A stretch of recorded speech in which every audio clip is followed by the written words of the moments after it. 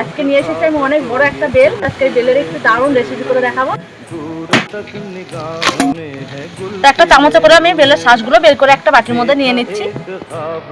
তাহলে আমি বেলের এই শাঁসগুলো দিয়ে একটু পেস্ট করে নেব। থেকে আমি এক বাটির মতো করে নিয়েছি। প্রথমে এখানে নিয়ে নিয়েছি আমি এক বাটি সুজি, সেই বাটিরই হাফ বাটি নিয়েছি টক দই, দিয়ে দিচ্ছি এখানে সামান্য লবণ, আর এখানে নিয়েছি আমি হাফ বাটি চিনি। এবারে সেই আপনারা কিন্তু এখান থেকে আমি অল্প অল্প করে দেবো। 5 থেকে 7 মিনিটের মতো এইভাবে ফেটিয়ে নিয়েছি। আমি একটু ঢাকা দিয়ে রেস্টে রেখে দেবো। অনেকটাই কিন্তু নরম হয়ে গেছে ফুলে। এবারে এই ব্যাটারের মধ্যে দিয়ে দিচ্ছি সামান্য একটু বেকিং সোডা, দিয়ে দিচ্ছি বেকিং পাউডার। এদিকে ব্যাটারটা কিন্তু খুব ভালোভাবে আমার রেডি হয়ে গেছে। আমি ব্যাটারগুলো অল্প অল্প করে দিয়ে দেবো। খুব সুন্দর করে সবগুলোতে সাজিয়ে দিয়েছি। 10 মিনিটের মতো জাল করে আমি ভাপিয়ে নেবো। 10 মিনিট পর চলে এসেছি।